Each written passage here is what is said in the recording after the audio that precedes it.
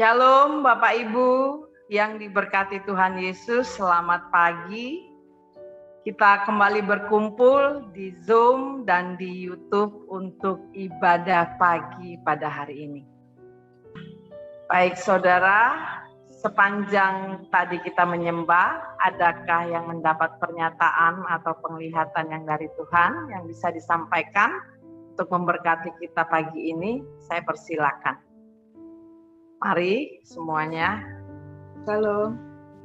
Shalom Bu, silakan. Saya mau bersaksi ya, bukan penyembahan yang tadi, tapi tadi pagi waktu saya ya. Singkat saja ya Bu. Iya, tadi pagi waktu saya menyembah, saya menyanyikan lagu Peganglah tanganku Roh Kudus gitu. Itu saya dikasih penglihatan di daerah kami Kemanggisan itu, di jalanan itu penuh dengan orang, banyak sekali orang, seperti mereka kalau mau sembahyang Jumat ya, itu di jalanan-jalanan itu, jalanan penuh gitu. Terus di langit itu ada cahaya yang terang, cahaya terang sekali. Terus mereka yang tadinya duduk di jalanannya, bahkan di pertigaan itu, mereka beringsut maju menuju ke cahaya itu. Itu aja yang saya mau sampaikan.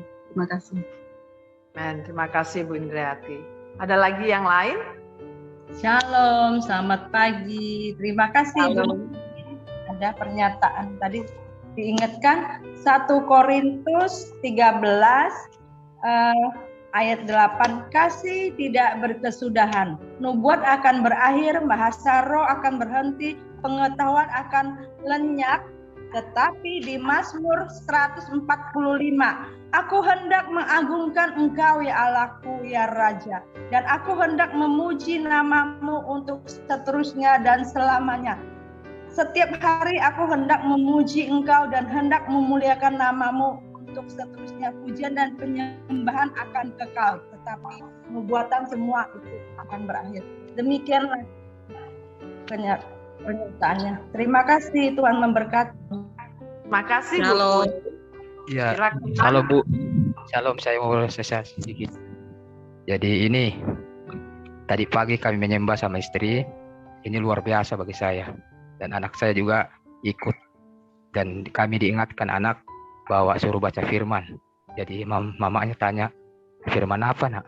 Jadi dia bilang buka Yohanes 3 ayat 1 sampai 5. Jadi saya baca, saya renungkan istri, apa maksudnya? Jadi saya klaim ayat itu ayat 3 sampai 5. Jadi bilang, oh ternyata kita harus, bagaimana orang masuk kerajaan surga kalau tidak lahir dari air dan roh. Jadi ya saya klaim di ayat 5 itu, bahwa kita ini hidup benar. Jadi istri lagi berdoa menyembah, dapat lagi Lukas 10 ayat 9, bahwa di sini kita harus disuruh untuk menyembuhkan orang penyakit di sini, dan sembuhkanlah orang-orang sakit yang ada di situ, dan katakanlah kepada mereka kerajaan Allah sudah dekat. Ini firman yang tegas sekali dari Lukas 10 ayat 9. Jadi istri lagi menyembah berdoa, diteruskan lagi ke bawah ayat 10 sampai 12. Tetapi jika kamu masuk ke dalam ruang kota dan kamu tidak diterima di situ, pergilah ke jalan-jalan raya kota itu dan serukanlah.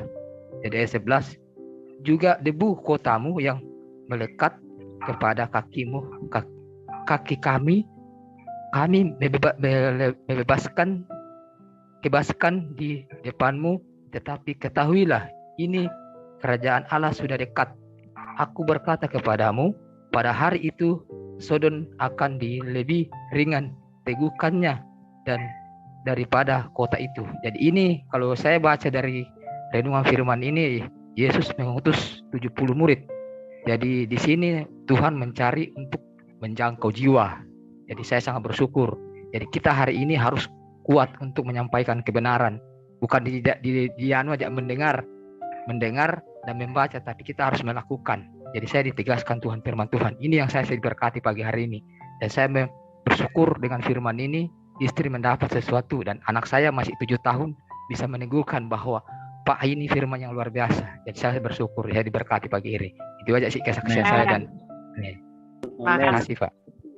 Ya, tadi waktu penyembahan, Moren dapat di ayatnya itu, pujilah Tuhan hai jiwaku, pujilah namanya yang kudus hai segenap batinku, pujilah Tuhan hai jiwaku dan jangan lupakan segala kebaikannya. Di Mazmur 103 ayat 1 dan 2, dan kemudian hal yang sama itu diulangi di Mazmur 104 ayat 1 yang berbunyi juga, pujilah Tuhan hai jiwaku, Tuhan Allahku, Engkau sangat besar, Engkau yang berpakaian keagungan dan semarak. Jadi mari kita terus memuji Tuhan, mari kita terus membawa korban syukur kita kepada Tuhan. Terima kasih, Shalom, Tuhan memberkati.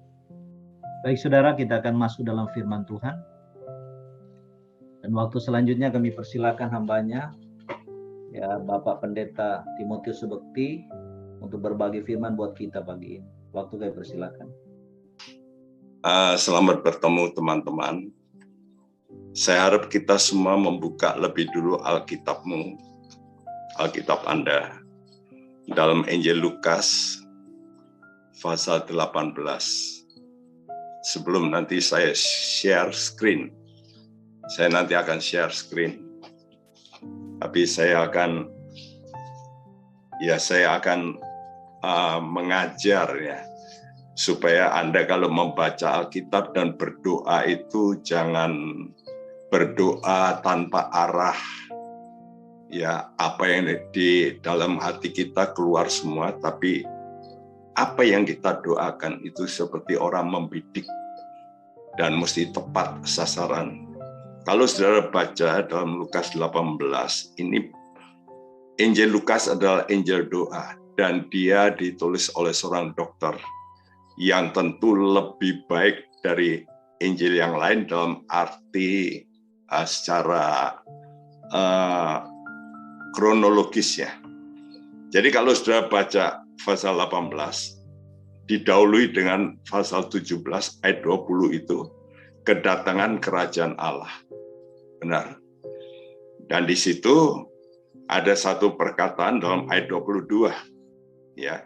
Waktu ditanya atas pertanyaan orang Farisi, apabila kerajaan Allah datang, ya, itu Yesus menjawab, kerajaan Allah datang tanpa tanda-tanda lahiriah. Jadi kita mesti lebih ini, ya. Jadi kalau sudah dengar tentang ini itu, apalagi orang berkata, apakah ini sudah meterai? Itu banyak orang menyatakan. Tapi karena mereka tidak belajar secara kronologis, sehingga selalu menganggap ini sudah terjadi meterai dan sebagainya. Tapi yang paling penting perhatikan ayat 22, pasal 17. Dan ia berkata pada murid-muridnya, akan datang waktunya kamu ingin melihat satu daripada hari-hari anak manusia itu, dan kamu tidak akan melihatnya. Wah, celaka ya. Lalu Tuhan bicara tentang tanda-tanda. Lalu terus kalau saudara baca dalam ayat 34, aku berkata pada malam itu ada dua orang di atas satu tempat tidur, yang seorang dibawa, yang lain akan ditinggalkan, dan seterusnya.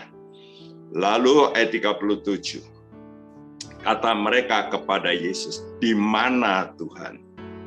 Nah, jadi pertanyaan itu di mana perpisahan itu terjadi? Di mana? Ya.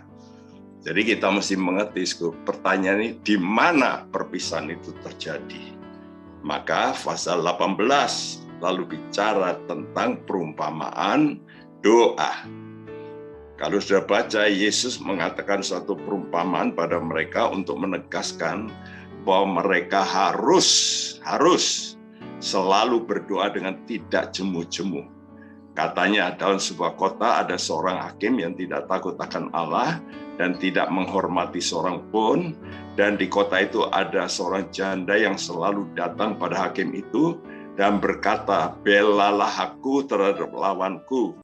Beberapa waktu lamanya hakim itu menolak, tetapi kemudian ia berkata dalam hatinya, Walaupun aku tidak takut akan Allah dan tidak menghormati seorang pun, namun karena janda ini menyusahkan aku, baiklah aku membenarkan dia, supaya jangan terus saja ia datang dan akhirnya menyerang aku. Seorang janda menyerang hakim. Kata Tuhan, camkanlah. Nah ini, ya, camkanlah apa yang dikatakan hakim yang lalim itu. Tidakkah Allah membenarkan? Mesti ada tambahan di situ ya.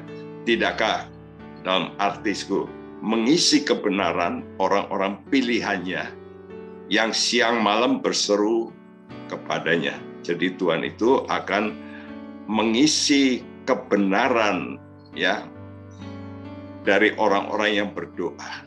Dan adakah yang mengulur-ulur waktu sebelum menolong mereka? Aku berkata pada mereka, ia segera membenarkan, kata yang sama.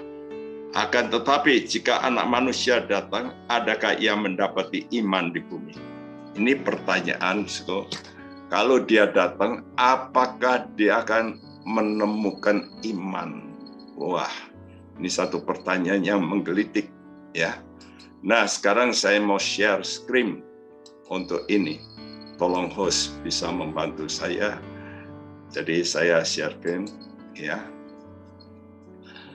Jadi kita mesti berdoa untuk rapture. Saudara, apakah siap untuk rapture ini? Ya, satu kali nanti akan datang satu dari hari-hari anak manusia dan kamu tidak akan melihatnya. Wow. Jadi tentu ini sesuatu yang rahasia, ya.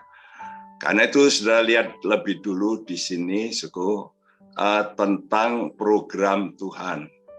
Dalam Matius 24 ayat yang ke-20, Tuhan memberi peringatan dengan tegas, ya.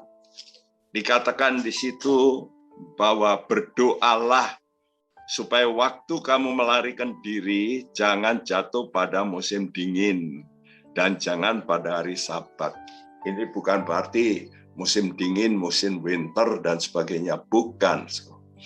Tapi musim dingin secara rohani dan jangan pada hari Sabat, hari perhentian Tuhan. Jadi saudara melihat di sini ada timetable Tuhan dari Adam, ya, itu Tuhan kasih waktu 6.000 tahun. 6.000 tahun itu hari manusia. Dan sebab nanti ada hari Tuhan. Dan kita tahu dalam surat 2 Petrus bahwa satu hari Tuhan itu sama dengan 1.000 tahun. Ya. Jadi sebelum hari Tuhan, Tuhan akan datang ke bumi, mendirikan kerajaan sorga di muka bumi. Setelah 1.000 tahun, maka ada perubahan lagi, bumi kita akan hancur, ya, dibakar, dan Tuhan ciptakan bumi dan langit baru. Itulah yang disebut hari Allah. Jadi Tuhan sudah kasih 6.000 tahun untuk manusia.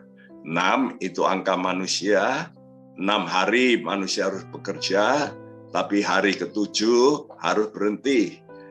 Lalu ada peraturan yang lebih besar, 6 tahun harus mengerjakan ladang, tahun ke-7 1 tahun Sabat, 1 tahun.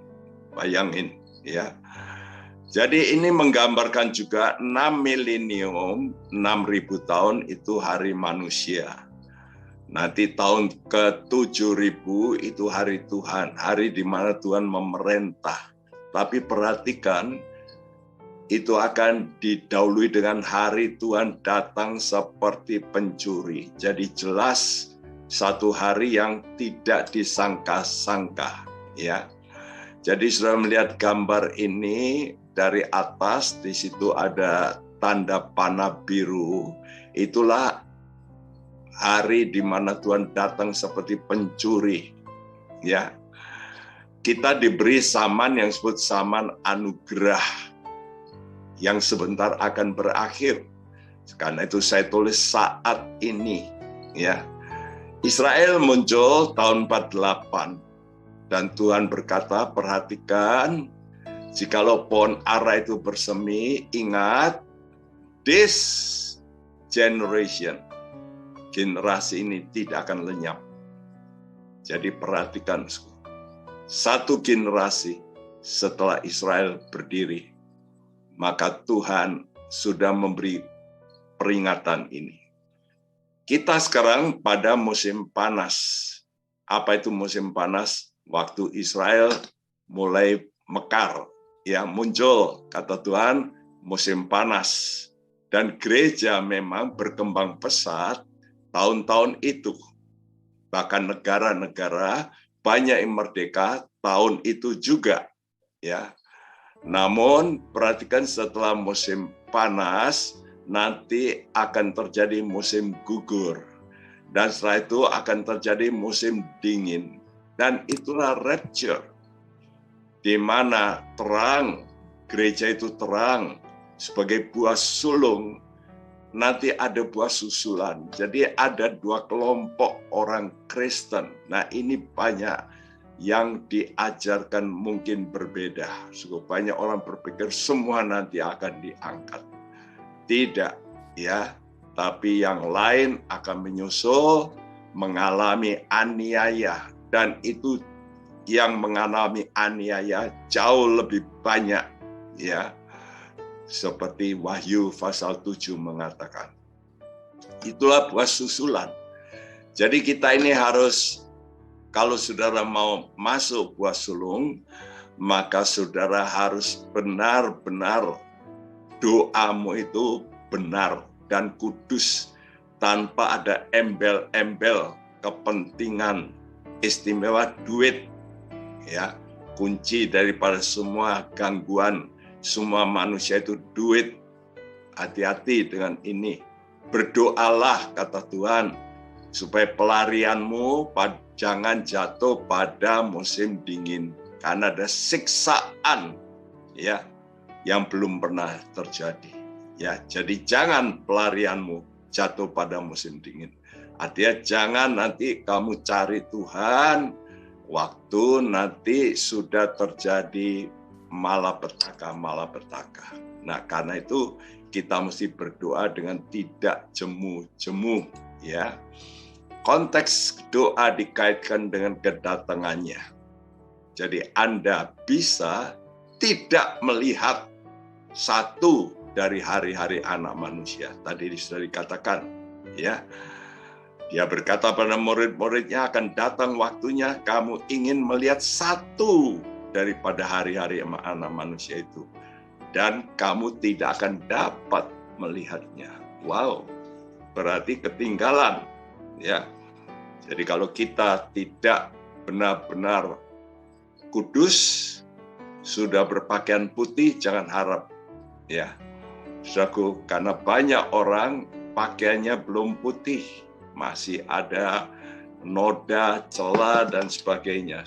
Tuhan tidak bisa menerima orang-orang yang berpakaian yang tidak Dia berikan, seperti dalam apa yang dikatakan dalam Matius 20, di situ ada pesta, nanti ada orang yang tidak pakai pakaian yang disediakan, dan orang itu ditanya, kenapa kamu datang tanpa pakaian pesta? Saudaraku, jadi satu dari hari-hari anak manusia itu adalah kedatangannya di udara, seperti pencuri pada waktu malam. Jadi hati-hati, ya, karena kamu sendiri tahu benar-benar bahwa hari Tuhan datang seperti pencuri pada waktu malam. Kalau seperti pencuri tentu tanpa pemberitahuan. Kalau seperti pencuri, artinya banyak orang tidak sadar, lagi tidur, rohani tertidur, ya, dan itu yang membahayakan. Dan banyak orang ditidurkan oleh karena ngantuk, ya, oleh karena ada kenikmatan di situ, ya. Karena itu kita mesti berjaga-jaga. Berdoa itu baik, tapi banyak orang tidak berjaga. Ya, kalau sudah berjaga, maka saudara itu akan memakai firman Tuhan. Seringkali kita suka berdoa tanpa dengan pengertian firman, ya, dan doa kita nanti akan bobol begitu. Jadi sudah melihat ini gambar. Nanti akan terjadi setelah buah sulung gereja ini diangkat, saudaraku. Tuhan berkata dalam 2 Tesalonika bahwa antikris itu tidak dapat bekerja kalau ada yang masih menahan. Nah, siapa yang menahan antikris? Tentu ini pengajaran yang juga berbeda. Ada gereja yang berkata itu Roh Kudus. Kalau Roh Kudus yang menahan, berarti itu akan disingkirkan Roh Kudus. Ya toh, karena dikatakan antikris itu tidak akan dapat bekerja kalau yang menahan belum disingkirkan. Nah, kalau disingkirkan berarti maka orang-orang yang masuk sebagai buah susulan ini tanpa Roh Kudus bekerja. Nah, kalau tanpa Roh Kudus bekerja, bagaimana mereka bisa bertobat? Bagaimana mereka bisa diinsafkan dan bertobat? Seperti Wahyu 7 dikatakan nanti banyak mereka yang akan masuk aniaya. Jadi perhatikan, ada pengajaran yang berkata semua anak Tuhan nanti semua rapture. Saya berkata tidak. Justru tidak. Betul rapture, tapi yang berikut. Ya. Jadi rapture setelah mereka diubah. Ada yang sudah mati, bangkit, itu juga rapture. Jadi kata rapture itu bukan hanya untuk orang yang hidup. Ya, kalau sudah baca 1 Tesalonika, yang mati dibangkitkan dan yang hidup diubah. Rapture berarti pengubahan, ya. Jadi orang-orang yang sudah mati diubahkan, dibangkitkan. Jadi ada orang mati yang dibangkitkan lebih dulu, itulah buah sulung. Misalnya cukup jelas, ya, seperti rasul-rasul itu termasuk buah sulung gereja, ya. Mereka pasti nanti akan bangkit, tapi yang kita yang masih bertahan pada akhir itu tanpa mengalami kematian. Dan itu berbeda dengan banyak orang berkata semua orang mesti mati. Tidak. Paulus berkata, aku memberikan rahasia, tidak semua mati. Dan itu khusus untuk orang akhir zaman, ya, yang menunggu kedatangan Tuhan dan mereka menjadi buah sulung gereja diangkat, lalu bertemu dengan Tuhan di udara, ya. Dan masih ada namanya Minggu ke-70 Daniel. Nah, Minggu ke-70 Daniel inilah akan diberikan sebetulnya untuk orang Israel sebenarnya. Ya, nanti orang Israel dihajar oleh antikris supaya bertobat. Nah, selain daripada antikris, nanti akan muncul yang namanya Babylon agama, ya, yang digambarkan oleh wanita. Nah, wanita ini menunggangi binatang itu antikris, bekerja sama mula-mula untuk membunuh banyak orang Kristen. Saudara mungkin sudah mendengar berita-berita viral bahwa PBB sudah menyatakan anti Kristen, jelas itu, ya toh. Jadi saudara mesti mengerti bahwa dunia ini sudah dikuasai oleh kelompok, ya, yang tidak benar ini. Mereka akan mendirikan agama yang beda. Itulah Babylon agama. ya. Dan itu semua diterangkan dalam Wahyu 17, 18, ya. Ada Babylon politik, ada Babylon agama, ada Babylon ya ekonomi yang menghancurkan kekristenan. Nah, jadi kita mesti disaring, karena itu kalau sudah mengikuti PA saya tiap Jumat, sudah bisa klik Timotius Subekti nanti keluar ya. Tiap Jumat itu ada pendalaman Alkitab tentang pemurnian. Kalau kita tidak mau dimurnikan sekarang, kita akan dimurnikan kemudian dengan api sengsara, dengan Babylon agama yang didukung antikris, yang membunuh orang-orang kudus, atau dengan antikris sendiri.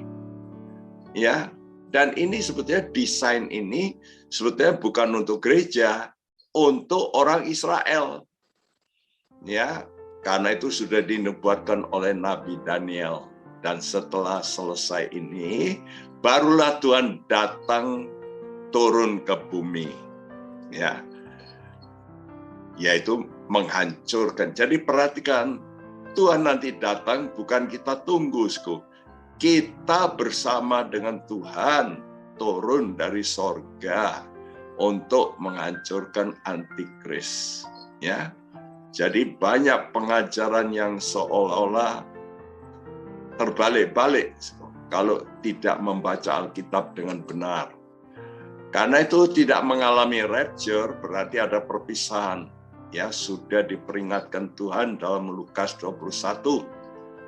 Jagalah dirimu supaya hatimu jangan syarat oleh pesta pora, kemabukan, kepentingan duniawi, supaya hari Tuhan jangan dengan tiba-tiba jatuh ke atas dirimu seperti suatu jerat.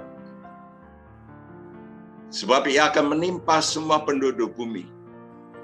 Berjaga-jagalah senantiasa sambil berdoa supaya kamu luput, beroleh kekuatan. Perhatikan, beroleh kekuatan untuk luput.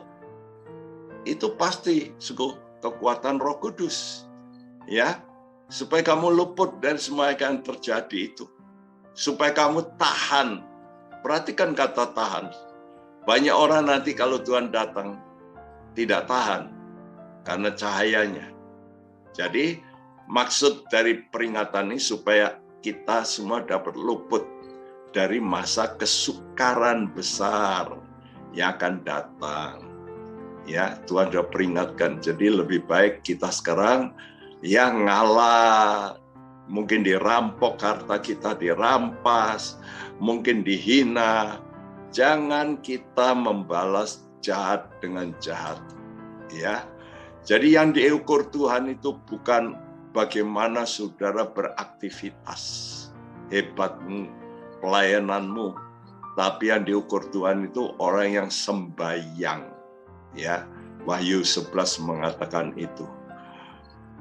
Karena nanti Tuhan akan ukur bait Allah itu. Bait Allah siapa? Yaitu kita.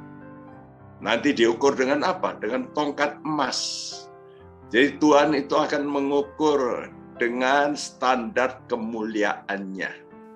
Jadi kalau saudara belum mulia, maka saudara akan diserahkan. Jelas dalam Wahyu dikatakan, yang di luar halaman itu akan diinjak-injak, menderita sengsara 3,5 tahun. Karena itu betapa pentingnya kita sembahyang, bukan berdoa saja. Tuhan tidak ukur panjangmu berdoa, tapi bagaimana hubunganmu dalam sembahyang, ya, dalam menyembah Tuhan.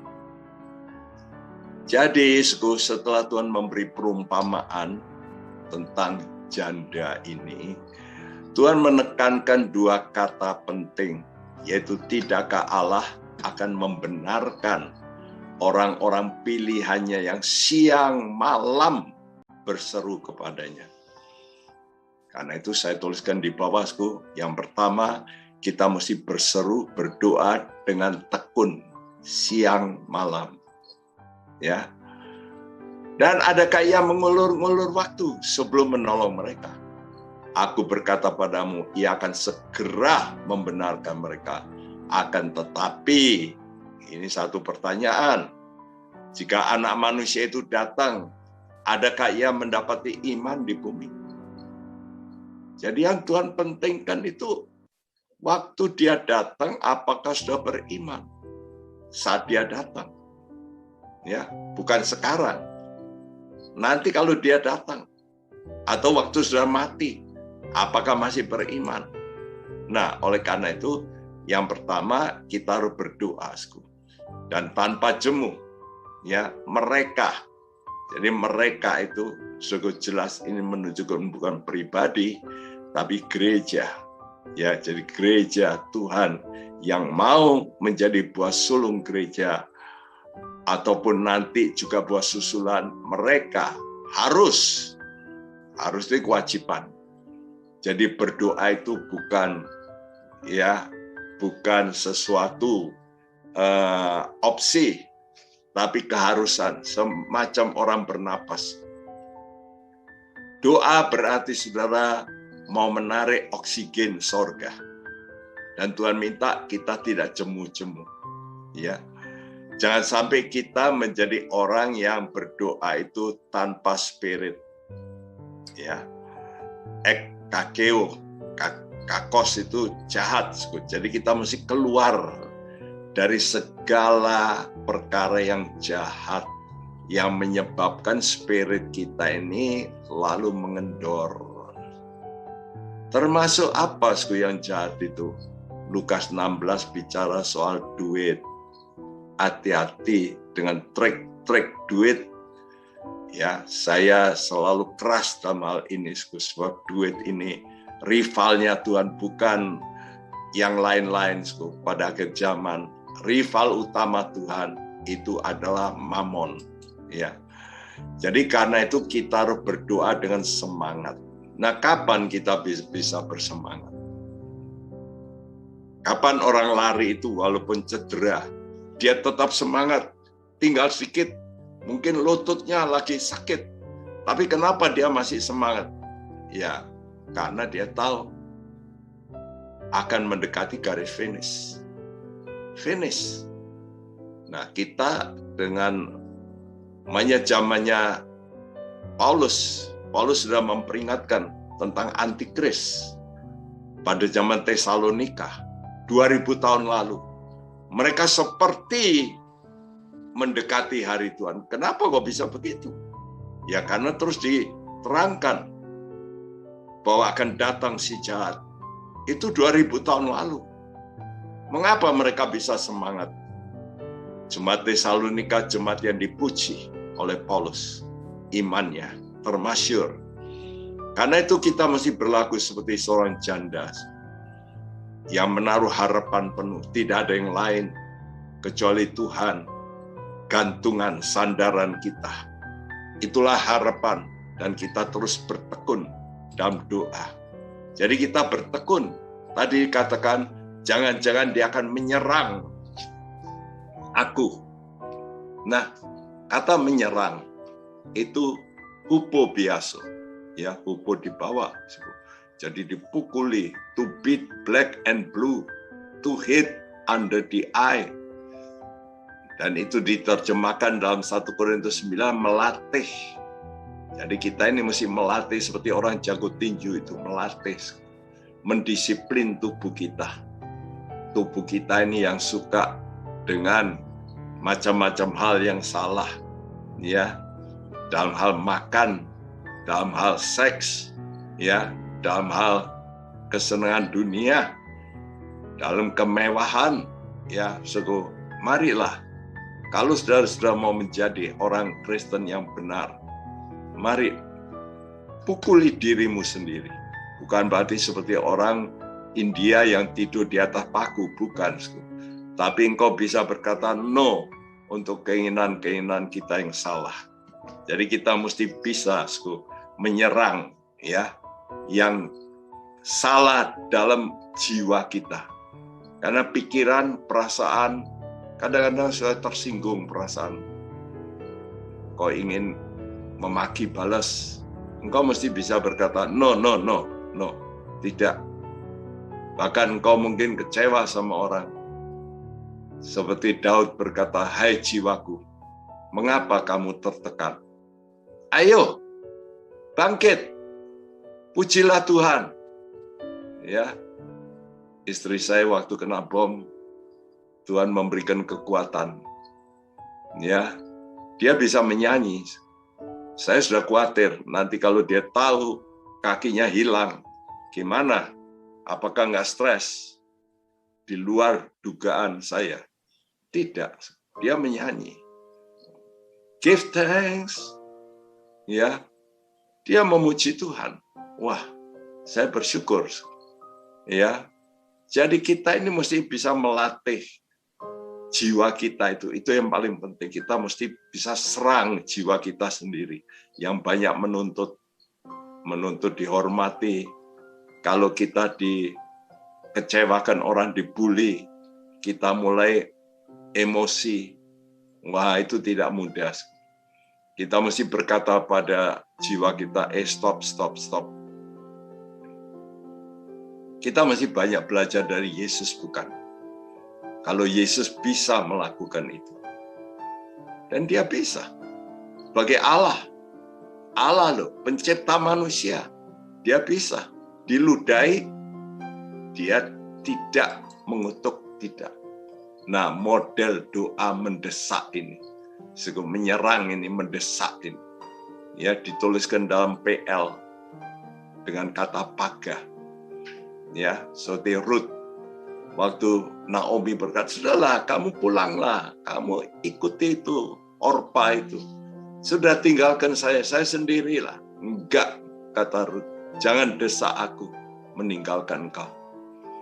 Ya, aku enggak mau kamu desak. Wah, bukan main Ruth. Kekukuhan Ruth inilah membuahkan hasil. Bahkan, bukankah dia orang kafir yang bisa masuk bahkan dalam daftar, ya, itu daripada nenek moyang Yusuf, saudaraku. Yesaya 52, mengapa Yesus bisa sekarang meraih pemberontak, termasuk Paulus itu pemberontak, ya, yang ingin membunuh banyak saleh-saleh Tuhan. Yesus berpagas. Dia mendesak, ya, satu doa yang mendesak. Tapi ingat, ada doa yang tidak perlu kita desak. Seperti Samuel misalnya, dia mau berdoa terus untuk Saul. Tuhan kata, stop Samuel. Percuma. Kamu percuma berdoa untuk Saul. Aku tidak mau dengar. Ini sama seperti Yeremia 17. Ya, Yeremia diberitahu Tuhan, sudahlah kamu jangan berdoa untuk bangsa ini. Karena sudah karatan, nggak bisa diubah. Ya, jangan kamu sampaikan seruan permohonan doa untuk mereka. Jangan desak aku dengan doa-doamu. Jadi perhatikan, saudara. Ada orang yang sudah dosanya itu nggak mungkin diperbaiki. Kita nggak mungkin bersyafaat. Ya, sebab Tuhan juga tidak mau dengarkan. Dan yang terakhir itu adalah Tuhan tanya, apakah nanti aku datang masih beriman? Beriman apa? Bahwa Allah itu mau membenarkan. Perhatikan ya, kata membenarkan bukan berarti mengampuni. Beda. Mengampuni berarti tidak dihukum. Tapi membenarkan berarti menerima seperti orang yang tidak pernah salah. Kalau orang berdosa, itu salah. Ya, diampuni lebih dulu, tidak dihukum. Tapi kita tidak cukup. Hanya tidak dihukum. Nah, kita mesti sampai pada pembenaran. Ya, saudaraku, kita dibenarkan karena iman. Jadi iman kita ini kapan bisa sampai terakhir? Yang penting kita semua mesti mempunyai iman sampai kedatangan Anak Manusia. Itulah iman yang berpengharapan. Banyak orang beriman tapi tidak punya pengharapan sehingga putus asa. Ini kenyataan. Apakah ada? Banyak. Contohnya, sudah lihat sendiri, akan Demas, murid daripada Paulus. Ini bukan murid pendeta Subekti, murid daripada Paulus. Dia bisa meninggalkan. Kenapa? Karena harapannya kepada dunia. Ya. Jadi harapan apa yang ada pada Anda? Memiliki harapan ini. Salah satu harapan yang paling puncak yaitu menjadi serupa dengan Yesus. Ya, seperti apa yang dikatakan oleh Amin. Haleluya. Yang ku kehendaki yaitu menjadi seperti Dia. Ya, bangkit dari antara orang mati, itu yang diinginkan. Diangkat, naik ke sorga, rapture. Saya tutup dengan kata-kata ini. Kolose 1 ayat 27. Kepada mereka Allah mau memberitahukan betapa kaya dan mulianya rahasia itu di antara bangsa-bangsa lain. Yaitu Kristus ada di tengah-tengah kamu. Kristus yang adalah pengharapan akan kemuliaan. Jadi harapan kita itu adalah Kristus, bukan duit, bukan kedudukan, bukan jemaat yang banyak, bukan pengikut yang banyak. Nanti bisa salah. Arahkan kepada Kristus pengharapan kita. Mari kita berdoa. Bapa di sorga, terima kasih untuk firman-Mu. Biar firman-Mu meneguhkan, firman-Mu mengubah pikiran kami yang salah, supaya kami bertobat, dan kami semua, termasuk hamba-Mu, harus tiap hari bertobat, mengarahkan pikiran kami dengan benar, sesuai dengan firman-Mu. Berkati Tuhan, kami sekalian yang mendengarkan firman Tuhan ini. Dalam nama Tuhan Yesus, kami panjatkan doa kami. Amin.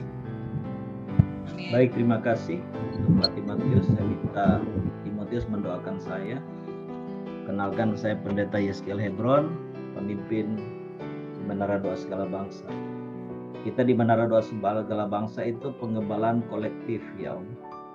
Kolektif 5 jawatan. Di sini ada Ibu Joana Riri juga. Tolong di spotlight Joana Riri. Silakan Om bisa doain saya. Bapa di sorga, kami serahkan hamba-Mu, sudah kami Yeskiel Hebron, supaya dia terus berjalan dalam kebenaran Tuhan. Amin. Sebab kebenaran itulah yang membuahkan kekudusan yang sesungguhnya. Engkau berkata bahwa kami harus diubahkan spirit kami dari kemuliaan kepada kemuliaan.